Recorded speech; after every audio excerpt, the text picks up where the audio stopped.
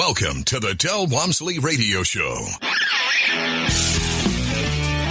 Del challenges the status quo, questions everything, and empowers you to return to your core beliefs to make your life better. If you're ready to hear the truth and get your roadmap to the lifestyle you really want, the next hour will change your life. And now, your host, self-made millionaire, national award-winning investor of the year, CEO and founder of Lifestyles Unlimited, Del Walmsley. Welcome to the Del Walmsley Radio Show. Today, we're going to talk about something completely different. We're going to talk about the economy and how quickly it may or may not snap back. And I'm doing this piece today because someone sent me a very good piece by a gentleman. I want to make sure he gets 100% credit for a lot of the material. Most of the materials coming out today, I, of course, will infuse my belief system into it also. But the gentleman's name is Peter Linneman, and he's an economist, and he puts out a thing called the Linneman letter. And from what I heard listening to a short piece by this gentleman, he seems to have a very good understanding of the way the world is working. Currently, the gentleman's 69 years old. He's been an economist for, a long time.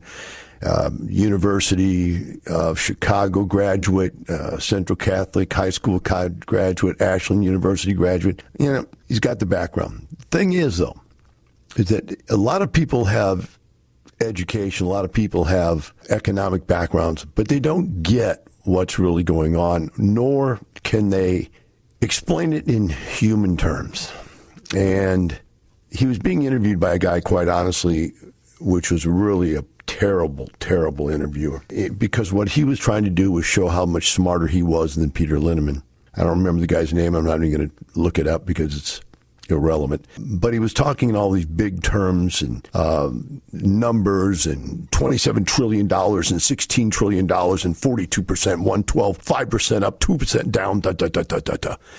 And if you're anything like I am, and I think most people that listen to this show are pretty much like I am, none of that stuff means anything to you. What it means is, what's important is, what does it mean at the sidewalk level, at my front door level, and my refrigerator level? What does it mean? Where's the economy going? What do I have to look forward to?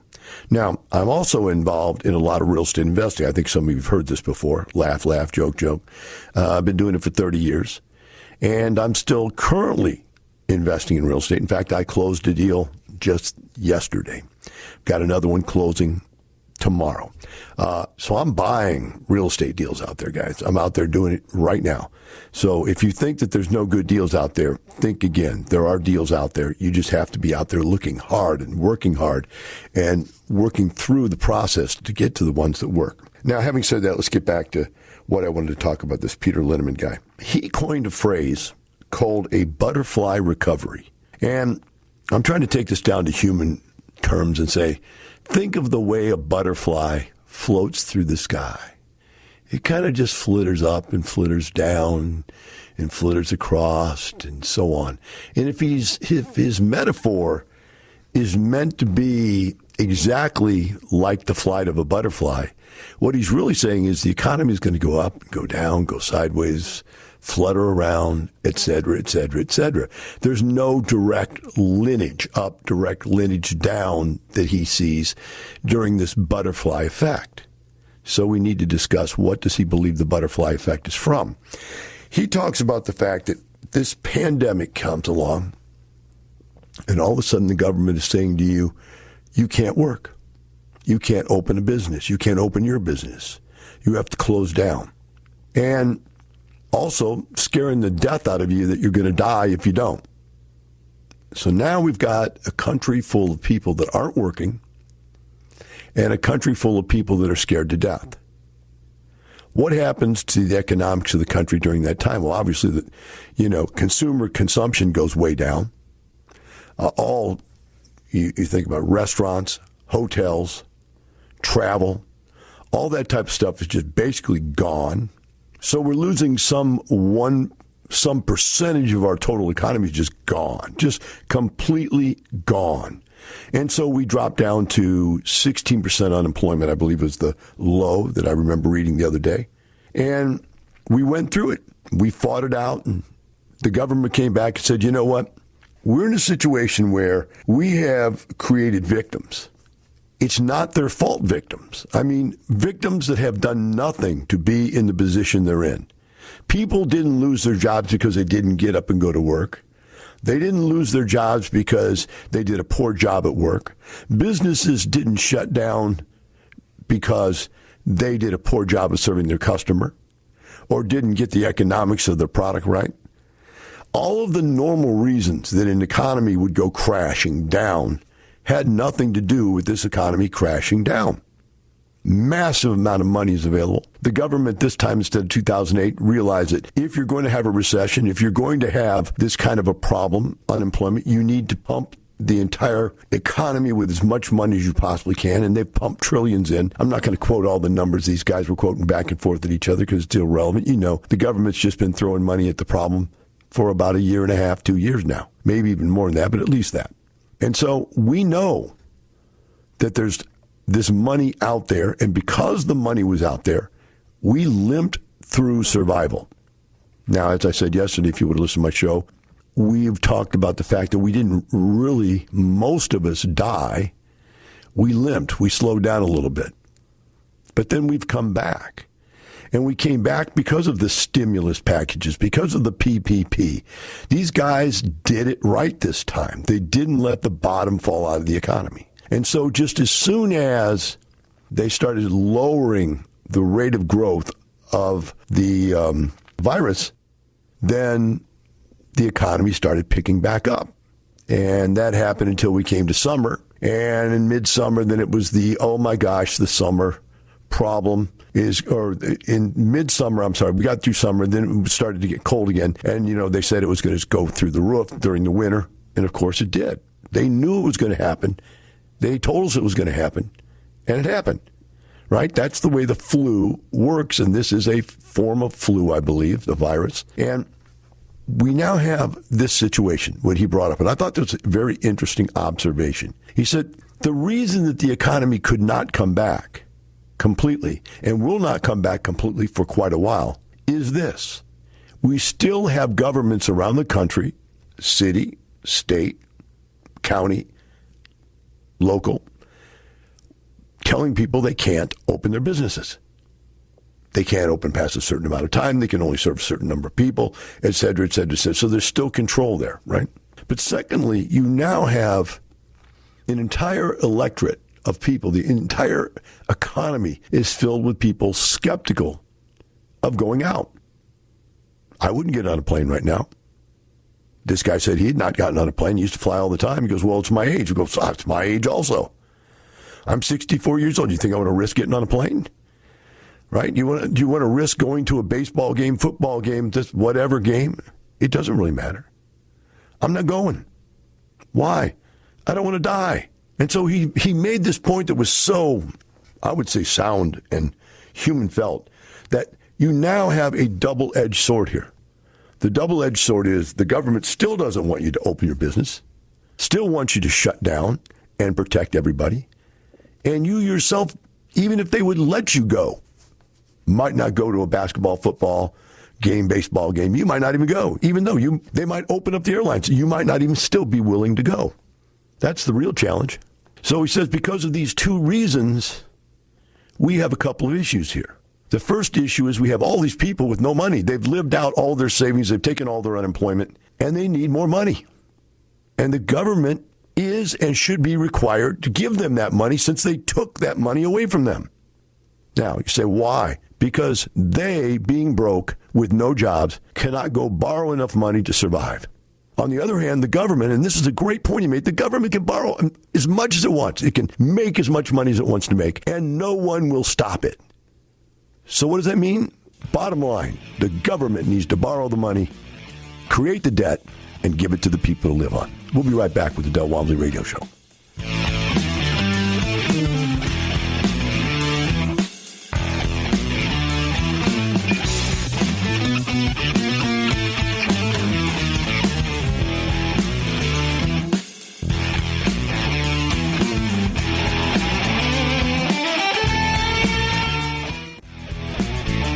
Welcome back. Now here's some more unconventional wisdom to set you free from the man on a mission to retire America, one person at a time, Del Walmsley.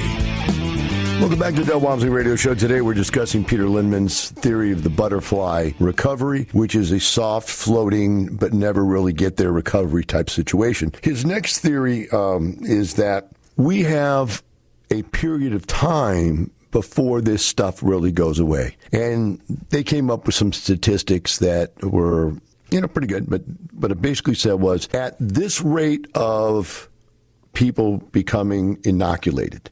He's saying that, first of all, even if you got an inoculation right now, you're not actually going to be immune for another 30 days, okay? So then he said, how long is it going to take to get all these people or a preponderance of people inoculated and be able to have a tipping point in that situation? He comes up with anywhere from July to August of this year.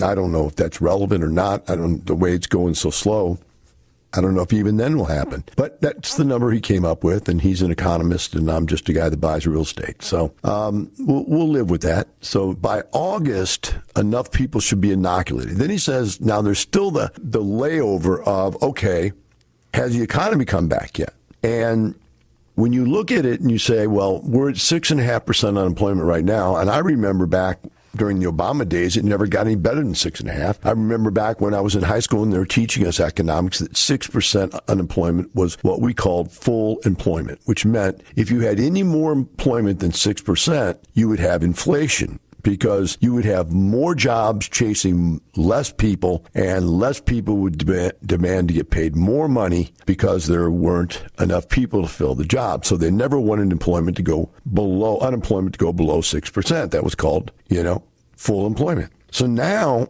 we've gone through a period where it got down to less than 4% at one point, and now we're not happy with 6.5%. But rolls in Biden. Biden, on the other hand, is a Keynesian. And from what I can remember from high school, Keynesian theory is it's a bottom-up theory. The Republicans believe in the money from the top down, and Keynesians believe, and Democrats believe, the money from the bottom up. So you give all of the programs, you flood the economy with money. How do you do that? Well, you have stimulus packages, you have more PPP, you have direct payments to people, you have rent relief for people, you have additional welfare, food stamps, child support type things. I can't remember all the names. I never had a baby and used any of them, so I don't know all these things. But, your kid can get food, you can get clothes. There's all these different things. There's money you can get if you have kids. So there's all this relief. There's school relief. There's this, that, whatever. Flood the bottom people in our society with money, and they will go spend that money. Where if you give $1 to a rich guy, he just sticks it in the bank as savings. And, there is truth to that. All right? I myself believe there's truth to that. The money should go to the people that need it because they will spend it. Now, what happens to it after they spend it? Unfortunately for the Keynesians, it goes right back to the rich people because they spend it in the businesses of rich people. So now, as that goes on, the rich people still end up with all the money. So rich people don't complain that they're giving your money back to the poor people, because the poor people aren't getting rich by getting your money. The poor people are getting your money so they can spend it in your business to keep your business thriving. The theory is that the richest of everybody should pay the most taxes, is why we have the type of tax plan we have. We don't have flat tax. We have a tax that is progressive. The more you make, the higher tax rate you're in. Okay? So people at the top complain about that. I don't. I don't have any problem with paying taxes. Why? Because there are ways that you can avoid taxes as of right now, which is to own real estate. Why? Because they need places for people to live. And if they don't make that an interesting and effective investment for people, then there wouldn't be any housing. The government tried creating housing. All it did, it created slums in New York, slums in Chicago. Every place they built government housing like the Russians did, it turns into slums. You cannot put all the poor people together in a artificially developed city and expect they won't tear the place to pieces. So then they came up with the idea, okay, for HUD, we will take and give everybody housing vouchers so they can go out into the world and find places to live to spread them out so they don't all end up at one school district, so we don't have all of our problems in one part of the city, all of our problems in the same schools, et cetera, et cetera. So HUD came up and said, let's spread them out. Problem? Most people won't take HUD vouchers. Only the slumlords would take HUD vouchers. So what is the next thing Biden has to do? You're going to see, I'm telling you it's coming. They're going to make it mandatory that you take housing vouchers. What they'll do is they'll make it discriminatory to discriminate on how people get the money they're going to pay you. In other words, you can't say that this kind of earning, this kind of income, or this kind of subsidies are not the same. If the person has the money to pay you, they have the money to pay you. And if they have a direct payment to you, they have the money to pay you. They may not have enough money to feed their kids. They may not have enough money to pay their bills, et cetera, et cetera, et cetera, but they've got the money to pay you, so you can't turn them down. That's going to be the next thing they're going to pass. I'm just telling you. Because then they'll be able to take this Keynesian theory and spread these people out all over the country. Why do they want to do that? Because it's probably better off that spread out the poverty in this country, but also because they spread out the Democratic power base to all over the country. It's going to happen. Elections have consequences. The Democrats control everything. So they're going to look at it from their point of view, the Keynesian point of view, right? So a lot of this is my theory, not Peter Linneman's, but I just wanted to add it on there because it all comes about with what he's saying about Biden and the Keynesian theory. Now, if we take the next step and go, okay, how much more stimulus are they going to need? And he came up with this elaborate calculation saying if you take this amount of people that are unemployed and figure that with every month that goes by, X number of more people are going to have a vaccine, X number of more people will be available to go back into the economy, and slowly but surely the economy should get better. And at some point, and this is what he says, like August, we should be back playing in a level playing field where the thing can take off and fly like a bird, which means directly to where it wants to go, whether it's going to go up or down. And he doesn't make a decision whether it goes up or down. He's just saying it will be free to free fall or free to fly. At some point, the Democrats are going to have to live with what they create. And I'm not even saying it's bad or good. I'm not here trying to say that. What I'm saying is that this guy was pretty clear in saying that for at least until August, the economy's not coming back completely. It just can't, because the governments won't let people do it.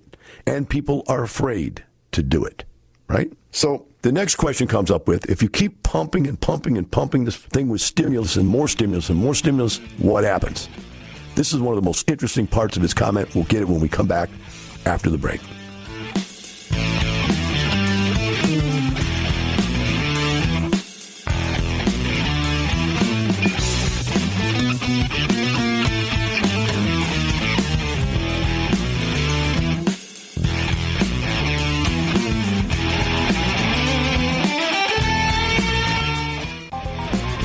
Welcome back. Now here's some more unconventional wisdom to set you free from the man on a mission to retire America, one person at a time, Del Walmsley.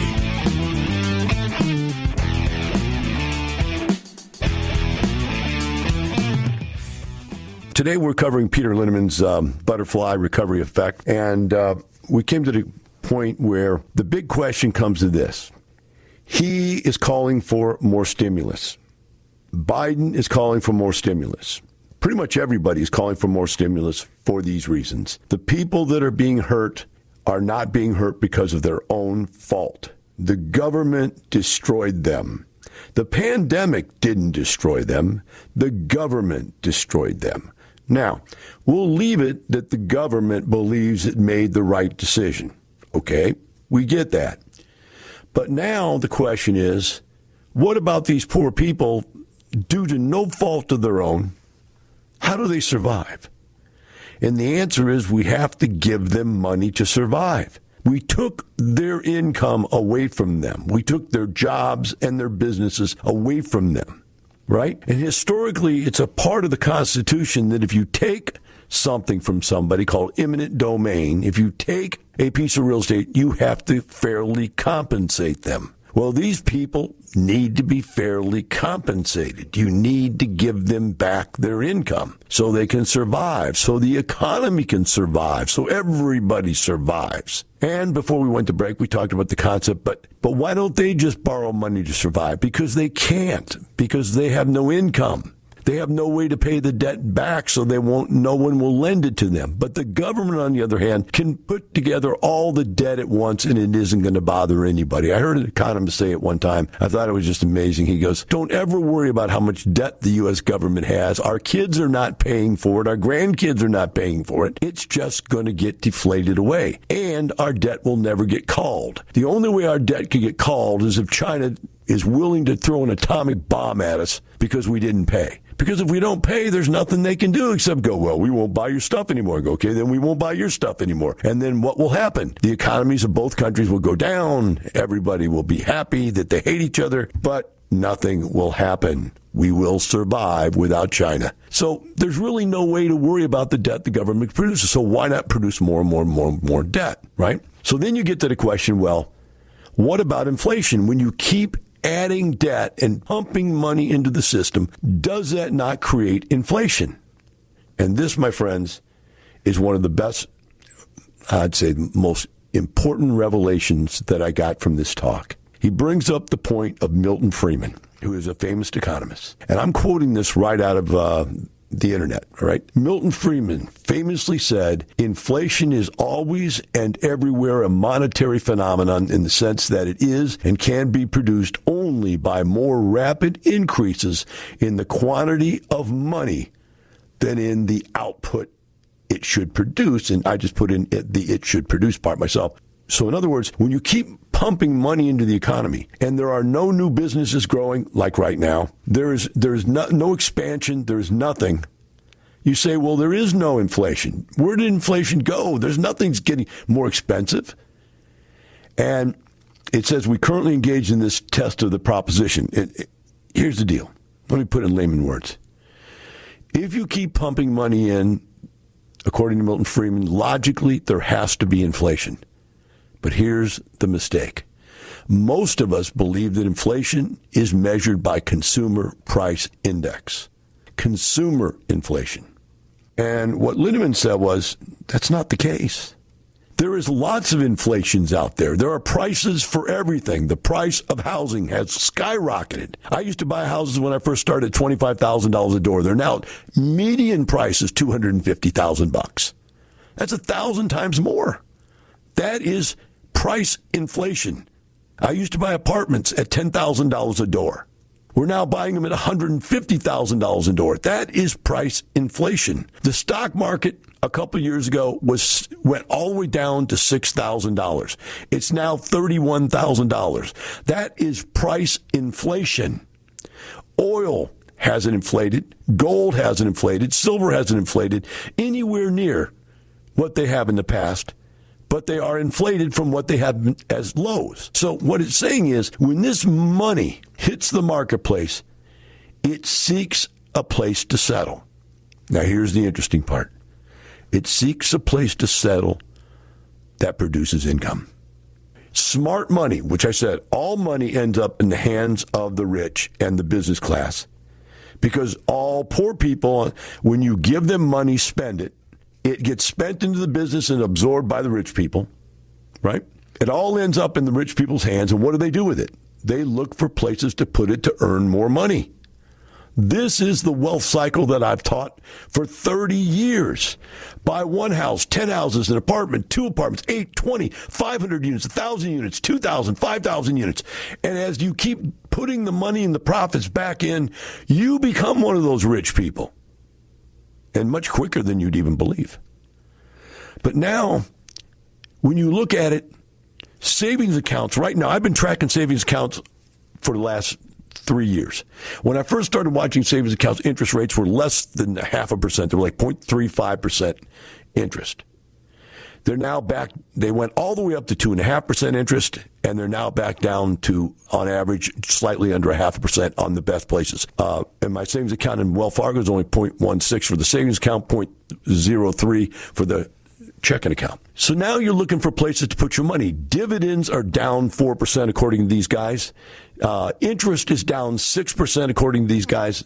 In other words, money, there's more money out there chasing returns, and because they can't find the returns, they're overpaying for the stuff that does return it, which is real estate, real estate, real estate, real estate, and real estate.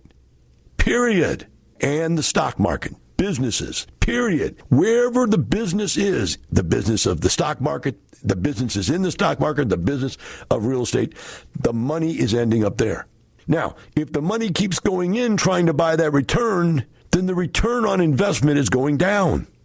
And the return on investment is getting lower and lower and lower and lower. To some businesses, the rate of return on that investment is zero. So in other words, you may have a tremendous amount of money in the stock market, maybe $10 million, but it's paying you $2 a year in dividends because there's no dividends anymore. There's no interest. You may have $10 million in savings, $20 million in savings, and it's paying you $10,000 a month on $20 million. And it's soon to be down to probably $4,000 on $20 million. So you see, there's no place to put your money. So where am I putting my money? I bought a real estate deal yesterday. I'm buying another one tomorrow. I'm putting my money where? Into real estate. Am I doing that simply because I've been doing it for 30 years? No, I'm doing it because it's the only place you can get a return. That's the important thing to understand, that money is chasing returns. So what is happening? Inflation on fixed assets, on assets that return income. They have income component to them. And so, my friends, what you're going to see is that real estate's going to go up in value. Now, if the prices keep going up on assets of any kind, to where the rate of return is almost nothing on a cash flow basis. Now, there is cash flow, but percentage-wise, it's almost nothing because you paid so much to get that cash flow. When that rate of return is so low, will people keep investing? The answer is yes. Why? Because the income is coming out on the capital gain side of the deal. These are called zero coupon investments. You make nothing on the coupon, on the payment, but you make money on the back end on the capital gain. And so, if an apartment complex costs $5 million today and pays you no cash flow, but is worth $10 million 5 years from now, you've made 100% return in 10 years. It's just changing. But it's there. The money's still there. The income's still there. But the rate of return on a cash flow basis is not. And that's where we're at right now. And that's where this gentleman, this Mr. Linneman, this is his belief of where we're at. Take a short break. Be right back. Del Walmsley Radio Show.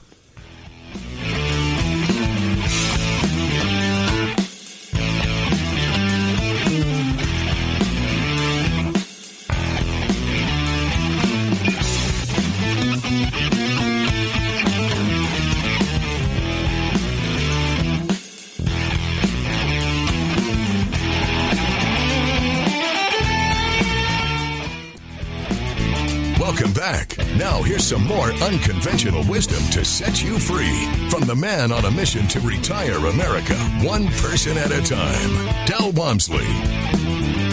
Welcome back to the Del Walmsley Radio Show.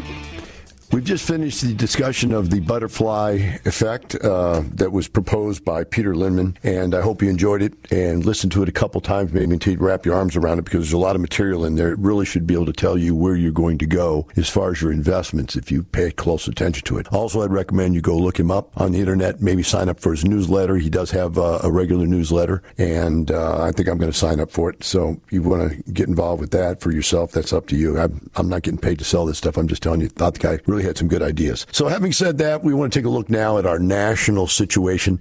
During the pandemic, we've had better success than we could have even dreamed of. We thought that it was going to be problematic for us because we do almost everything we do live. But luckily for us, our staff here are all retired superstars from other companies. In other words, what happens is I retire people that come in from all walks of life that were really, really good at something. Very successful people. They retire themselves with real estate. Now they've got nothing to do. I ask them to come back and work here and as part of the team and give back and mentor and so forth. And that's all great the way it happens. But then when the pandemic hit, all these people had all these skill sets immediately leaped on this problem, and they turned everything we had from live entertainment all the way to all of our educational product to everything and took it online. And because of that, we have not missed a beat in getting our information out. We've not missed a beat in helping people. And we've not missed a beat in buying real estate deals. So now what's happened to us is that whereas we used to be predominantly a Houston-based company, then we became Houston, Dallas-based, Houston, Dallas, San Antonio, which was a Texas-based company. Then we moved to Phoenix, Arizona, and we just now opened up something in Atlanta. And so really, truthfully now, we are a national company. In other words, we have more members nationally than we have in Texas alone, whereas before, forever, Texas had more members than the rest of the nation put together. Not anymore. We now are equal basis in membership all across the country. It's not specifically saying each state has the same amount of members. What I'm saying is if you take every other place but Texas, it now has as much as Texas. So we've gone from a local company to a state company to now a national company. One of the individuals that helped make that happen is one of our national presenters and teachers and mentors, Mr. Lee Reeves, and he's with us here today. Lee, welcome to the show. Thanks for having me, Del. I always love coming on with you. Well, we want to hear an update of what you have been seeing out there. You're out there in the trenches helping people, teaching people, motivating people. I'm sitting here in my little COVID-protected house all by myself. So you're the man out there in the field with the guns now. What's going on?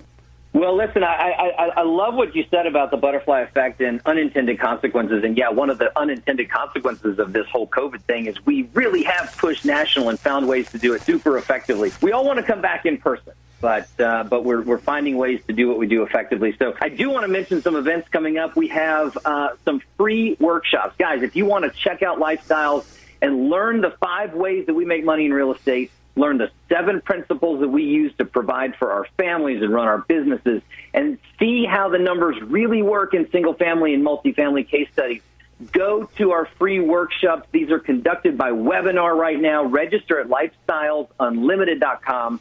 And I'll tell you, we've got 2 coming up immediately, right? Tomorrow night, January 14th, we have one at 9:30 p.m. Central Time. And if lunchtime is more your speed, next Wednesday, the 20th, we have one at noon.